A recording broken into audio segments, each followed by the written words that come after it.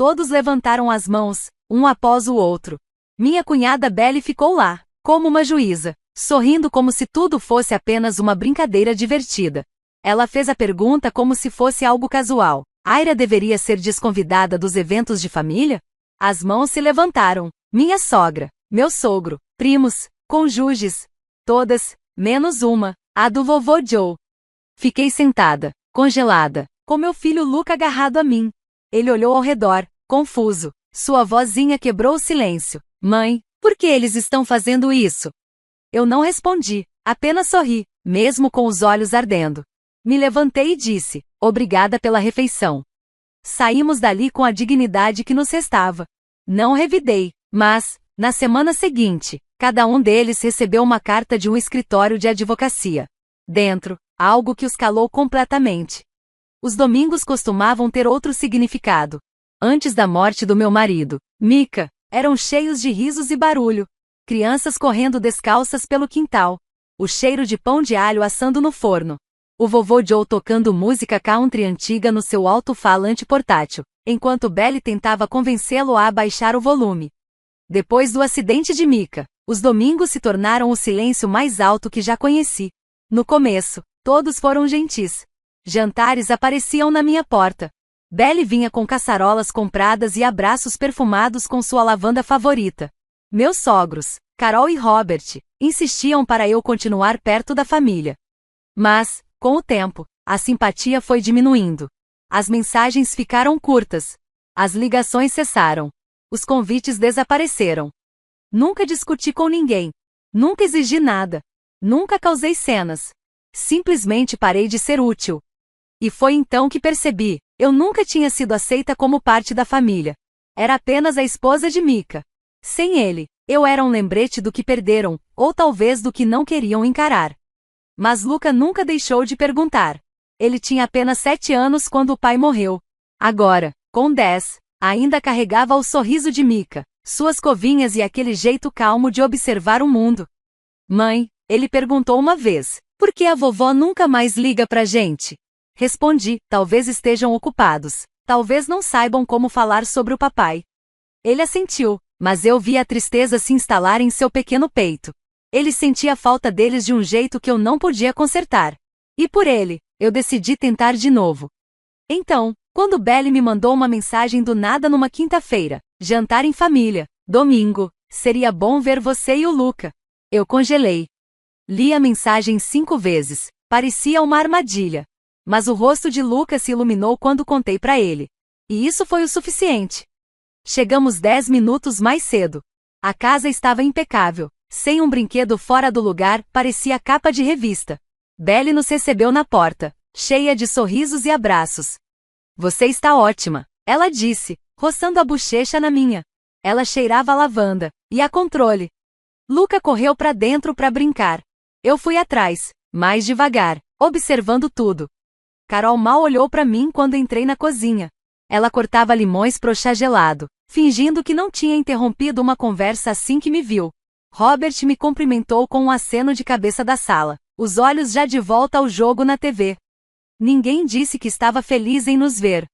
Me ofereci para ajudar no jantar, me deram uma tigela de salada e logo me deixaram sozinha. Belle e Carol continuaram rindo de coisas das quais eu claramente não fazia parte. Mesmo assim, eu sorri. Aprendi a fazer isso ao longo dos anos, sorrir em lugares onde não pertenço. Quando o jantar foi servido, vi que Luca já estava na mesa das crianças. Belle o serviu primeiro, depois os outros.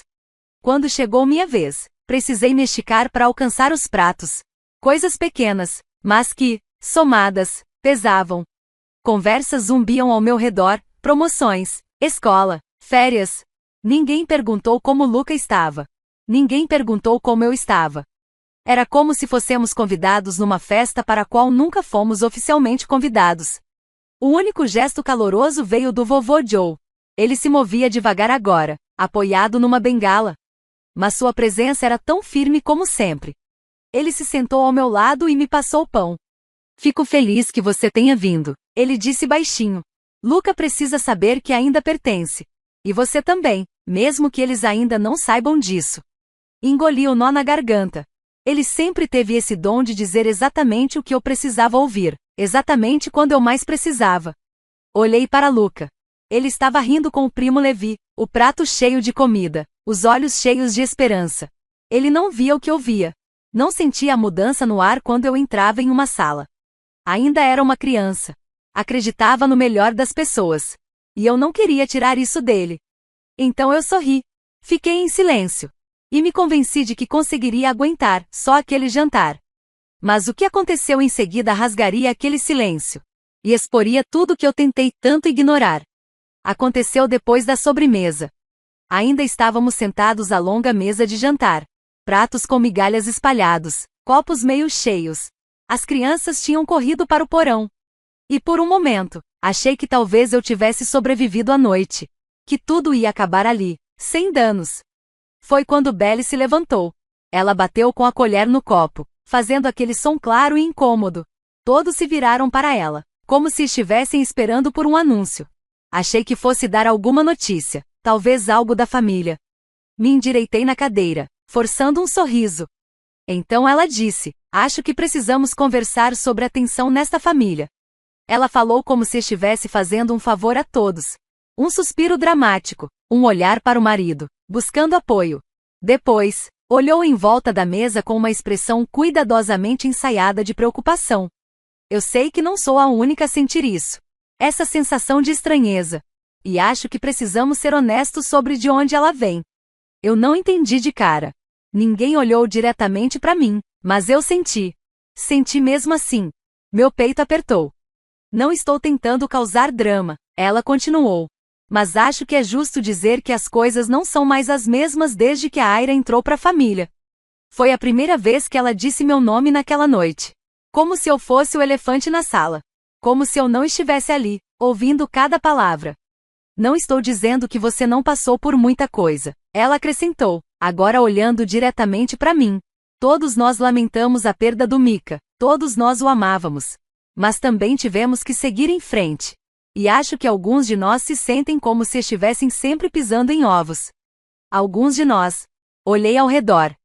Carol evitava meu olhar. Robert estava recostado na cadeira, braços cruzados. Alguns primos fingiam ajustar os talheres, mexendo-se desconfortavelmente. Então Belly sorriu. Aquele sorriso eu nunca vou esquecer. Então pensei que a gente poderia simplesmente votar. Sem ressentimentos. Só levantar a mão. Aira deveria ser desconvidada de futuros eventos familiares, em nome da paz. Por um segundo, achei que tinha escutado errado. Senti como se tivesse deixado meu corpo. E então aconteceu. Uma mão se levantou, Carol. Depois outra, Robert. Depois a mãe de Levi. Depois o pai dele. Até mesmo pessoas com quem eu não falei a noite toda. Pessoas que mal olhavam na minha direção. Pessoas que eu achei que simplesmente não se importavam. Todas as mãos levantadas. Exceto a do vovô Joe. Eu não conseguia respirar. Senti o sangue sumir do meu rosto. Meus ouvidos começaram a zumbir. Então senti um puxão na manga da minha blusa. Luca. Ele tinha voltado do porão, provavelmente querendo mais uma fatia de bolo. Mas entrou no meio daquilo. Olhou ao redor, confuso. Depois olhou para mim. Mãe, ele disse baixinho, por que eles estão fazendo isso? Aquilo me destruiu. Não porque eu não tivesse uma resposta. Mas porque eu tinha. E simplesmente, não conseguia dizê-la na frente dele. Forcei um sorriso, meus lábios tremiam. Estendi a mão, peguei a dele, e me levantei. Obrigada pelo jantar, eu disse para a mesa. Minha voz era baixa, mas firme. Vamos embora. Ninguém tentou me parar. Ninguém disse uma palavra enquanto eu saía. Vovô Joe se levantou de seu assento e tocou levemente meu ombro. Você não merece isso, ele sussurrou. Assenti uma única vez e continuei andando. Segurei firme a mão de Luca durante todo o caminho até o carro. Ele não perguntou mais nada. Apenas encostou a cabeça no meu braço enquanto eu o colocava no cinto de segurança. Dirigi até em casa em completo silêncio, daquele tipo de silêncio que entra fundo nos ossos e não sai. Naquela noite, fiquei sentada no escuro por horas, ouvindo meu filho respirar enquanto dormia ao meu lado. Eu sabia que aquilo tinha sido orquestrado por Belly. Ela planejou, ensaiou, Construiu aos poucos, talvez por meses. Ela não queria paz. Queria controle. Queria que eu desaparecesse. E aquela votação foi a performance dela, sua pequena demonstração de poder. E eu deixei que ela tivesse. Mas o que ela não sabia, o que nenhum deles sabia, é que eu não ficaria em silêncio para sempre. Não gritei. Não implorei. Mas eu estava exausta de interpretar o papel da viúva enlutada que sabia o seu lugar. O próximo passo agora seria meu. A casa estava em silêncio. Só o leve zumbido da geladeira e o ritmo calmo da respiração de Luca ao meu lado. Ele tinha adormecido encolhido contra mim. Uma mão ainda agarrada à manga da minha blusa. Como se tivesse medo de que eu sumisse também. Fiquei ali, no escuro, olhos fixos no teto. Tudo se repetia na minha mente. A voz de Belly. As mãos se levantando. A pergunta de Luca. Mãe, por que eles estão fazendo isso? Há anos eu vinha engolindo meu orgulho em nome da paz. Deixando que me empurrassem cada vez mais para fora. Me convencendo de que ficar em silêncio era nobre. Que era melhor ser discreta do que ser o problema. Mas aquele voto não foi só cruel. Foi estratégico. Foi feito para me humilhar diante de todos. Foi feito para mostrar ao meu filho que sua mãe não pertencia ali. Na família que ela mesma ajudou a manter unida. E isso, eu não podia permitir. Levantei da cama com cuidado para não acordá-lo. Fiz um chá, mas não bebi. Abri meu laptop. E procurei por uma pasta que não abri havia anos. Mensagens antigas. Notas de voz. Fotos. Conversas que salvei sem pensar muito por hábito, talvez. Comecei a rolar. Mensagens da Belly que antes soavam apenas passivo-agressivas, agora tinham outro tom. Pareciam intencionais. Uma me chamou a atenção. Você não precisa ir ao recital do Luca. Pode ser estranho para todo mundo. Outra, Carol acha que é melhor você só deixar ele na festa. Vai ser mais fácil para as outras crianças.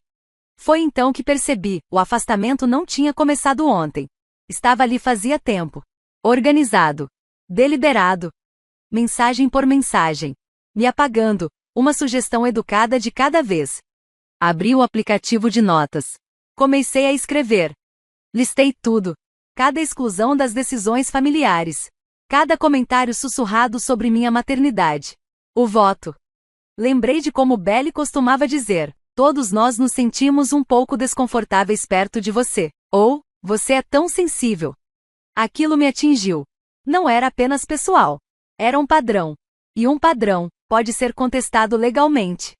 Na manhã seguinte, encontrei um escritório de advocacia online, especializado em assédio familiar e danos à reputação.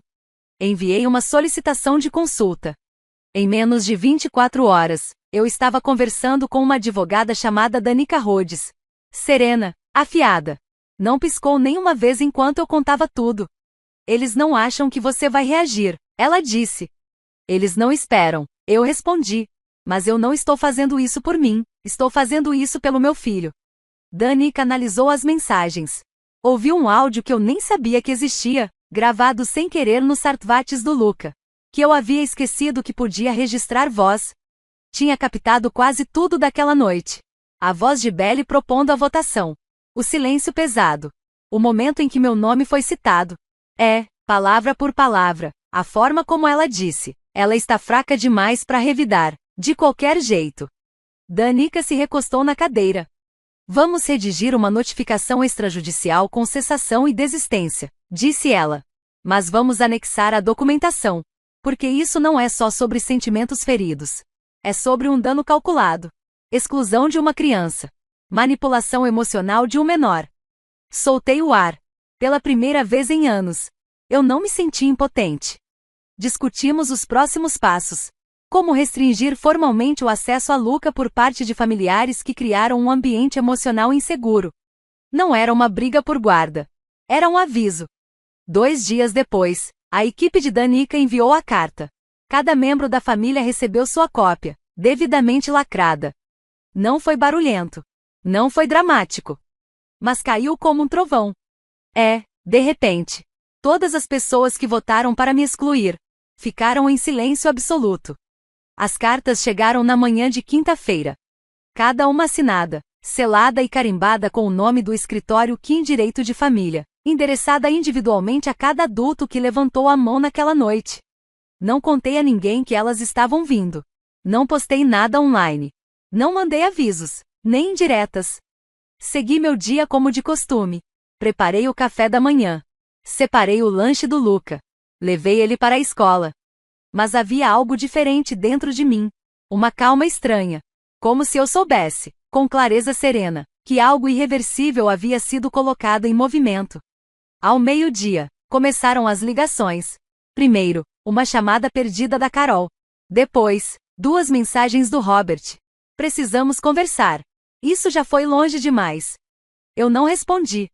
Às 13h23, Belly mandou mensagem. Sério? Um advogado? O que há de errado com você? 10 minutos depois, você vai mesmo destruir essa família por causa de um jantar idiota? Ainda assim, permaneci em silêncio. Porque não era só um jantar. E ela sabia disso. Dentro da carta, a linguagem de Danica era direta, confiante e juridicamente sólida.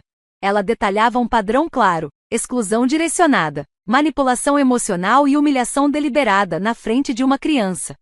Havia menções a mensagens específicas, datas, horários e até citações exatas da gravação feita pelos Sarvates do Luca, incluindo o momento em que Belly disse: ela está fraca demais para revidar. Estava tudo lá, preto no branco. A carta também incluía um aviso: se houvesse qualquer nova tentativa de isolar Elira ou criar um ambiente emocionalmente hostil para Luca, os próximos passos seriam uma denúncia formal aos serviços de proteção à criança e uma ação judicial para limitar o acesso não supervisionado a ele. Mas o golpe final veio no último parágrafo. Este escritório representa uma mãe que, no passado, escolheu o silêncio em nome da harmonia familiar. Esse silêncio não é mais um presente que ela está disposta a oferecer. Em 24 horas, todas as pessoas que levantaram a mão naquela noite estavam em silêncio. Ninguém tentou justificar o voto. Ninguém questionou a veracidade do áudio. Todos sabiam exatamente o que tinham feito. Na sexta-feira, encontrei uma carta escrita à mão na minha caixa de correio. Sem remetente. Apenas um cartão dobrado dentro. Era da Carol. Sinto muito pelo que aconteceu. Não achamos que você iria tão longe. Talvez tenhamos nos enganado sobre você.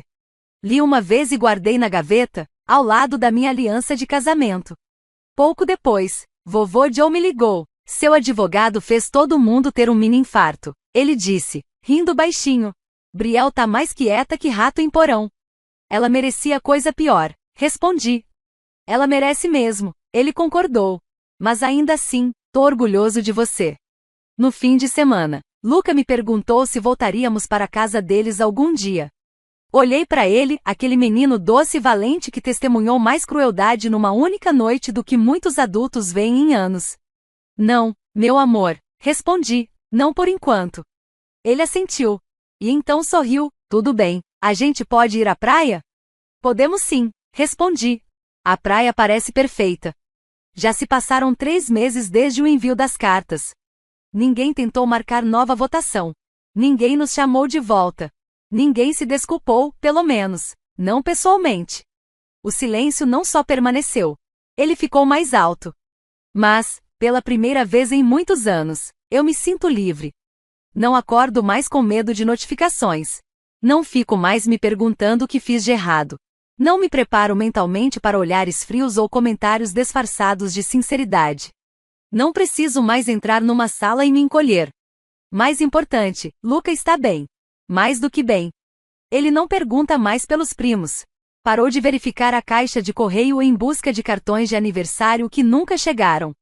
Estamos criando novas tradições agora, não para agradar quem tentou nos apagar, mas para celebrar com quem realmente se importa.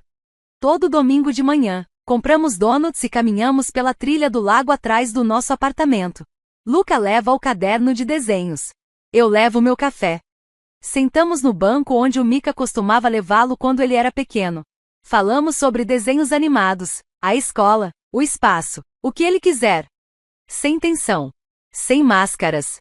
Só paz. Também comecei a fazer terapia. Foi algo novo para mim.